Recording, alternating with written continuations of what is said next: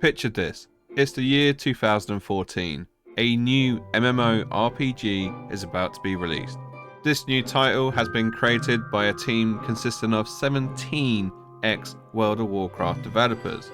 It also boasts action combat, large raids, PvP, and an in-depth housing system which would appeal to any Care Bear. And to top it off, it's being published by NCSoft. What could go wrong? Many months later.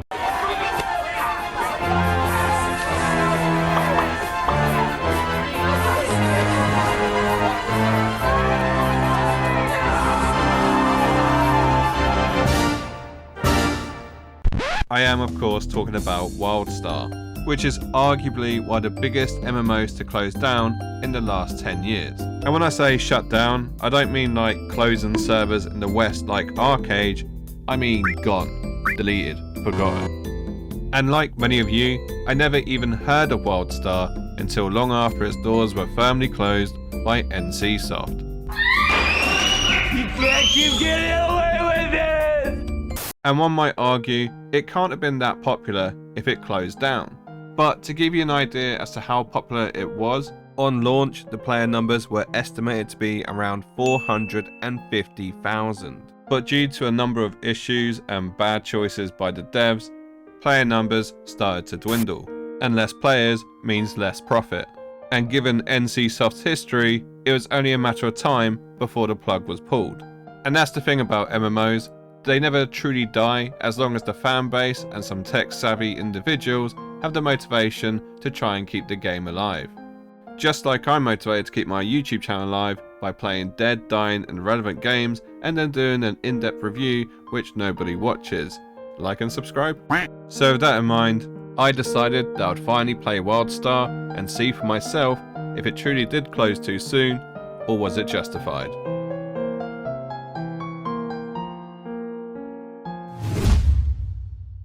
Some of you might be wondering, how on earth am I going to play WildStar if it's closed down?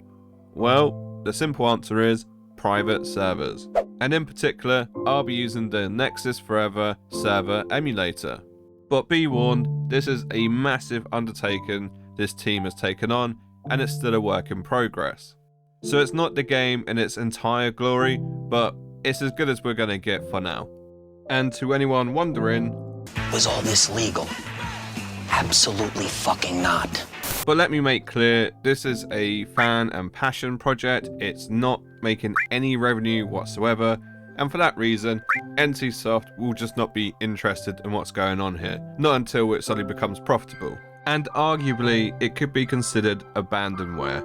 And to anyone interested in trying out this emulator for yourself, I'll have an article on my website with the finer details as to how you can get started. But anyway, I was installed, I was ready to go. All I needed to do was choose a server to play on. And there are a few different ones to choose from, all in different states of completion. And for no reason whatsoever, I chose the EU roleplay server, Omicron. I think that's how you pronounce it. Let's begin. First up was the most important part of any MMORPG, and that was of course creating my character. In typical fashion, I was asked to choose my race, and unfortunately, pretend dog on the internet wasn't an option. There was a wide selection of human looking things, cyborg looking things, and of course the fan favourite, furries. Depending on what race you choose will actually lock you into a faction, which back in the day would have had a bigger implication if you were doing PvP.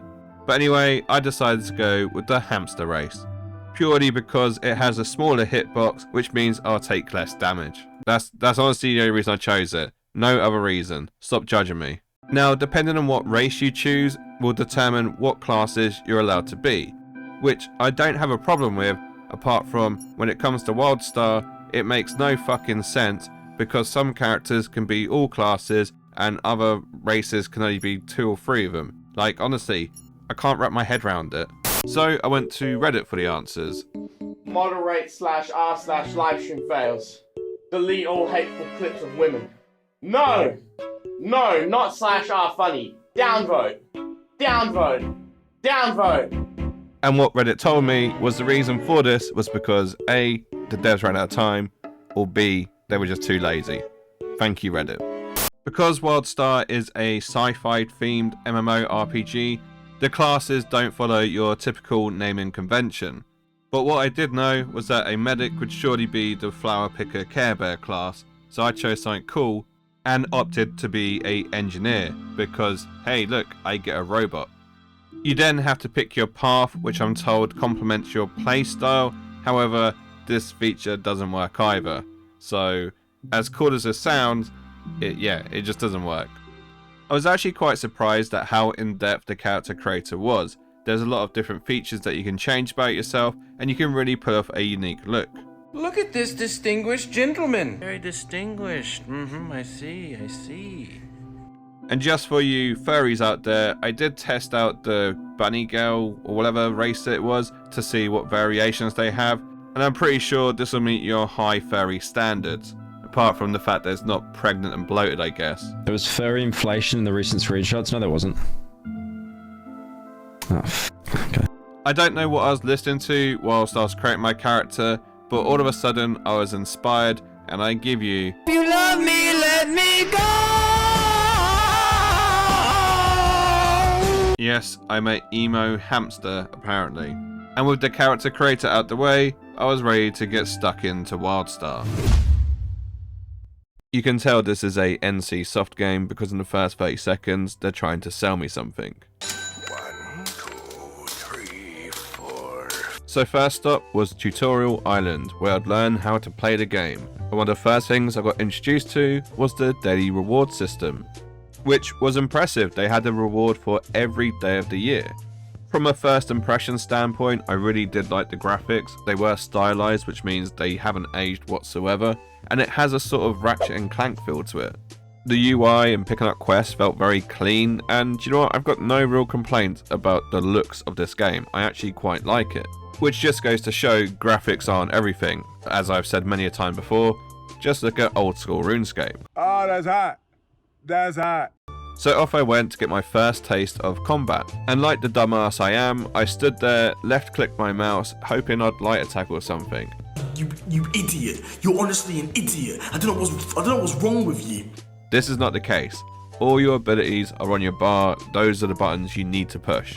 It's also action combat and not tab targeting, and you need to move out the way of the enemy's AoE attacks, which can be done by using a dodge roll. If anything, the combat felt very similar to Guild Wars 2. Out of fear of getting comments saying that I'm trash at the game, let me just skip ahead a few hours to show you how the combat looks when you go to somewhere more difficult.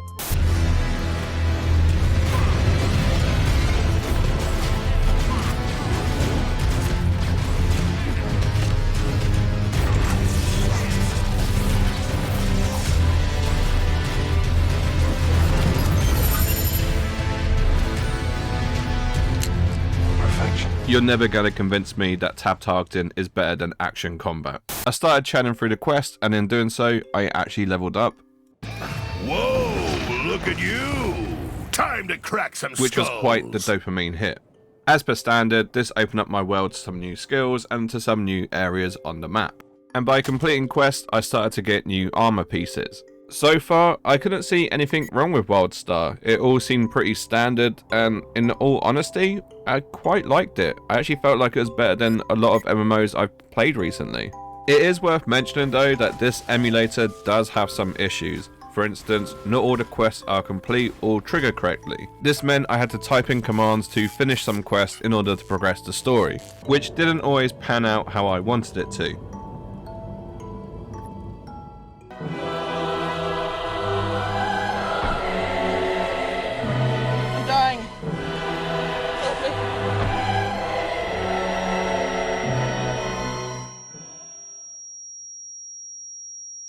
And I want to make this perfectly clear that the guys running the emulator are doing their best to get this addressed, and it's not their fault whatsoever. It's just some of the fun that they have to deal with when trying to bring a dead MMO back to life. And I know other MMOs which have been closed down have achieved this, but they were a lot older and a lot less complicated. This is probably the first AAA MMO to have this attempted. And for this reason, it means that the emulator isn't as popular as it could be because it's not complete yet.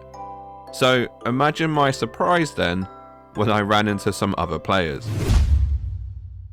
So there I was, minding my own business, plodding along, doing some quests, when all of a sudden, there were signs of life in the global chat. So I put on my big boy pants and I said, hello. What do you mean? What do you mean? What do you mean? Oh my god, there's other people here. As luck would have it, I was actually speaking to other server admins and the conversation got flowing. From this conversation, I learned about additional add-ons, additional scripts that I can run to make the game run smoother, and just some general chit-chat. A few other voices appeared in the global chat. One thing led to another, and I might have asked for a group photo to prove that other people play this game. And before I knew it, all of a sudden, we were going on a group house tour. What? How about that? Isn't that amazing? I mean, it is an RP server after all. When in Rome, right? One of the most shocking things about WildStar is the housing. And that is because it is probably one of the most interesting, intricate, and useful housing features I've ever seen in an MMO. From what I understand, everyone was given a plot of land to build on, and you unlock new recipes and stuff that you can add to your land as you progress. And you could even grow and harvest resources, which then gives it more functionality other than just being something pretty to look at. So when you give a bunch of RP experts the tools to be as creative as they want, they will not disappoint you. The level of detail that went into some of these people's housing is honestly mesmerizing. The following house comes complete with a water slide, what can only be described as a sort of crystal meth dungeon. Not sure if it was used for ERP. I'm not here to judge. I just went there and got stuck. That's all I know. A penthouse suite which can only be accessed via a, well, sort of a jump puzzle. It wasn't really much of a puzzle. I was just really bad at it, okay? It was a jump thing. And lastly, a hidden island in the sky complete with cave filled with treasure, which I definitely don't have to cheat to get to. And all of this on one plot of land. A plot of land which was free for players to be creative on. And when was the last time you saw a player-built skate park in an MMO? From my personal perspective, I think housing in this game is probably one of the best in any MMO I've come across. And when you think that a lot of MMORPGs can be supported by their housing community alone, it does make you wonder what went wrong with WildStar. In the meantime though, I want to give a shout out to Naeus Treefort, Laughing Michael, and Mira Summist for being so welcoming to WildStar and showing me stuff that I probably wouldn't have found on my own. So with all the positives out the way, I hate to do this, but let's look at some of the negatives. I just want to make it clear, these negatives are about the game itself, not the emulator and the private servers. And furthermore, these are just observations from my own playthrough. I'm not saying the following negatives killed WildStar, they're just my own criticisms. Whoopsie daisy! Looks like somebody's got a wrong opinion. And I think the most obvious thing wrong with WildStar, and this is going to sound so stupid, is the fact that it's a sci-fi MMORPG. Traditionally, a lot of popular MMORPGs tend to have a low or high fantasy medieval theme running through them. Just think about how many MMOs out there utilize a class which uses a sword and shield, or has orcs and elves or some sort of magic. And that's not to say that there aren't any popular sci-fi MMOs that exist. EVE Online has been going on for 20 years now. You obviously have Star Wars Galaxies before that closed, and Star Wars The Old Republic, as well as City of Heroes, and I suppose you could include Phantasy Star Online. But the most popular ones, they tend to steer clear of space. And for every sci-fi MMO, there's 10 medieval MMOs. He's out of line, but he's right. Another thing that stood out to me, and I'm pretty sure this was with the main game as well, is the fact that it feels a bit grindy. It takes a while to level up. I played over a couple of days, I completed a heap load of quests, and yet I still felt like a noob. Maybe I'd feel a bit different if there were other players around me also leveling up, but from a solo perspective, which obviously I know MMORPGs aren't designed to be solo, or they shouldn't be designed to be solo, it did feel a bit of a slug. And the key feature about the game, which I personally love, but I can tell the general population of MMOs will hate, is the fact that it is, of course, action combat. Brother, What's that? What's that, brother? As time goes by, I hope action combat becomes more popular, but there is a reason games like Guild Wars 2 and Ashes of Creation have a hybrid system. They can't go fully action combat because they know they'll alienate a large percentage of the MMO player base. And from a purely observational perspective, because I didn't actually get to do PvP, when you have only 2 factions to choose from, what tends to happen is everyone just joins the winning faction. And even when there's like 3 different factions, it still happens. I mean, just look at New World. I know from previous research on this game that they actually went ahead and closed down the PvP servers, so it wasn't as popular as it possibly could be. And I do wonder if it was just unbalanced because people faction stacked. And finally, just a little observation, but I found it funny that on the UI in the bottom left, there's an icon which takes you straight to the cash store. Obviously not an issue on the private servers, but I do wonder how in your face the in-game cash shop actually was. So as I said, these are just my observations of what I feel could have contributed to the downfall of WildStar. There's heaps of videos out there which go into more depth, including one that I made earlier this year. I'll link in the top right. But you know what? Even with all these glaring issues, I'm confident that I probably would have still played this game. Because let's be honest, what MMO doesn't have its issues? On paper, WildStar isn't that radical compared to other MMOs. What is there not to like? It has PvX, action combat, in-depth housing, with guns and bunny girls, a lively social scene, and did I mention the hoverboards? I just feel like from a gameplay perspective, it didn't deserve to close down. It does stuff a lot better than current MMOs, and yet they're still around. So what is the future of WildStar? It does seem like a bit of a redundant question considering that the MMO has indeed closed down. But with that being said, I do generally think there is still hope for this MMO. Oi, don't say that. That's not true. That's not true. Oh, I'm so, I must... Are you having a laugh as well? Because I don't want to hear it. Stephen, I must you say that again. As impressive as the private servers are, they're still years out from being fully completed. And even then, it's going to be a hard task to get people to want to play this game, considering the fact that it died in the first place due to its lack of popularity. But if there's one thing the internet has taught me this year, it's that there might be a man in Argentina with a private server with over 6,000 people playing on it, all in secrecy. There's also the possibility that the IP gets sold on and someone else takes a crack at WildStar. Chances are near zero. Near zero.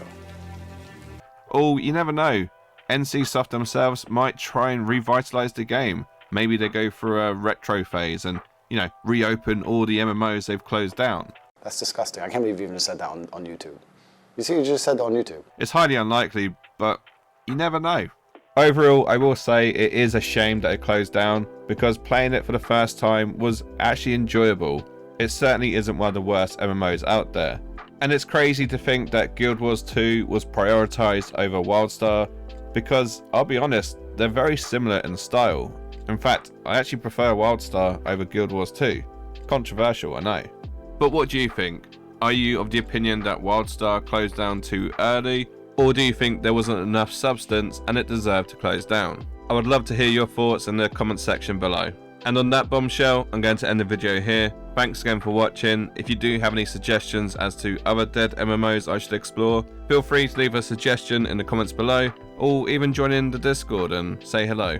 And if you do like my content, feel free to like, subscribe, and maybe watch one of these other videos. And a massive thank you to all my Patreon and YouTube members. You guys, honestly, you're amazing.